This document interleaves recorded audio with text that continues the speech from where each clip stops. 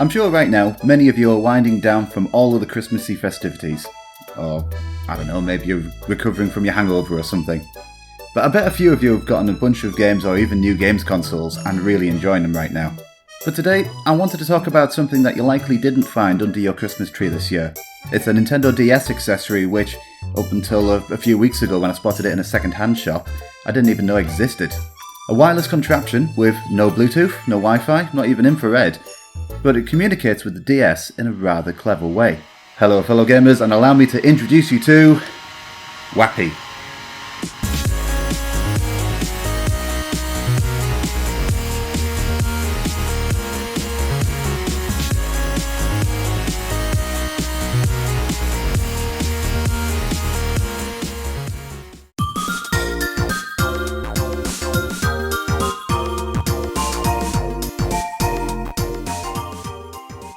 Now, we all know the wise advice given to us by the Dog's Trust. A dog is for life, not just for Christmas, and Wappy is no exception.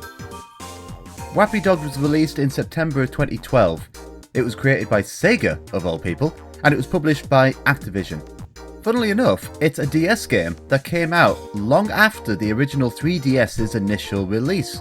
That was back in March of the previous year. This led Sega and Activision to put slightly different instructions in the game's pamphlets, specifically for 3DS users.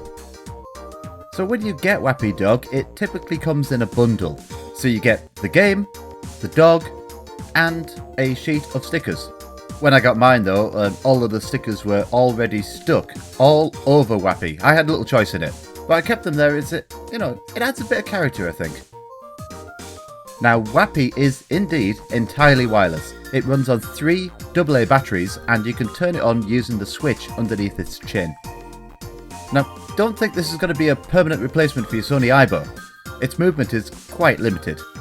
Its eyes and cheeks light up to show its emotions, and its head and front legs can move around on their own accord. But that's about it.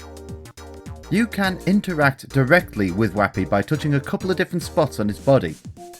The nose is a button you can press to give Wappy a quick boop. There's a spot on the base of its tail which reacts to touch, and pulling the tail will get a reaction as well, albeit a rather negative one. But you'll get the most out of Wappy by playing the game on your DS or 3DS. Now, booting up the game gives you 2 options. You've got home mode and travel mode. Choosing home mode means you can interact with Wappy using the DS itself. Now, I'm giving it a run through here for the first time, and when you start, you need to give Wappy a name. So let's see. D-O-G-G-O. There we go. And then you can start interacting with Wappy using different calls or play games with it.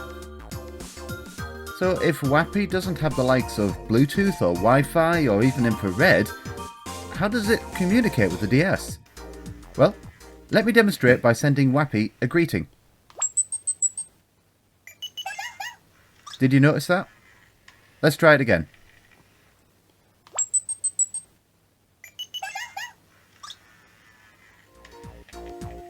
The more astute of you will have noticed that a series of tones were played by the DS.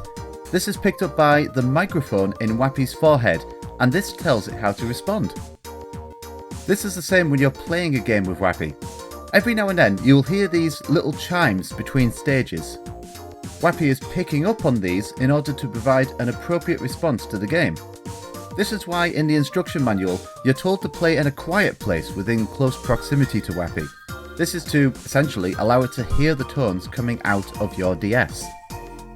The tones are pretty indistinguishable from each other, but after hearing it a few times you can spot some subtle differences. It's a rather clever way of getting the message across to Wappy during gameplay without raising the cost of the hardware or the game by adding stuff like Bluetooth and Wi-Fi. This makes Wappy more affordable to its target audience, the younger market.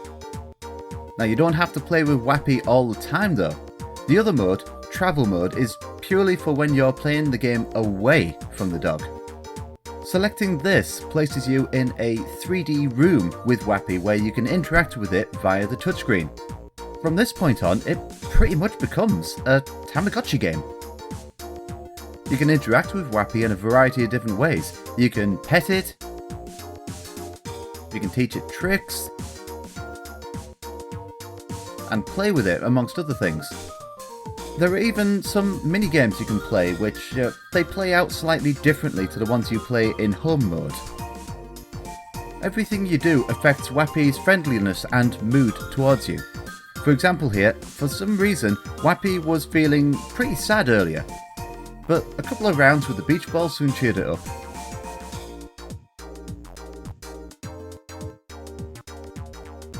Now when you're done in travel mode, the idea is you save your game, come home to the physical Wappy, and send all of its newly earned stats to the real robot dog.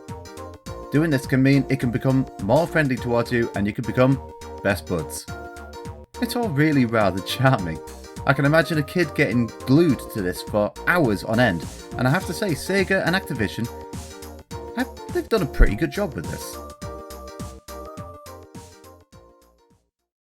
So that's a bit of background to Little Wappy, an interactive accessory for the DS. Now, even though it's not a technological marvel and its potential is a little limited, I still think it's rather clever what Sega have done here, and I'm sure it's made plenty of kids' eyes light up a few Christmases ago. Did you ever have a Wappy? Tell everyone about it in the comments.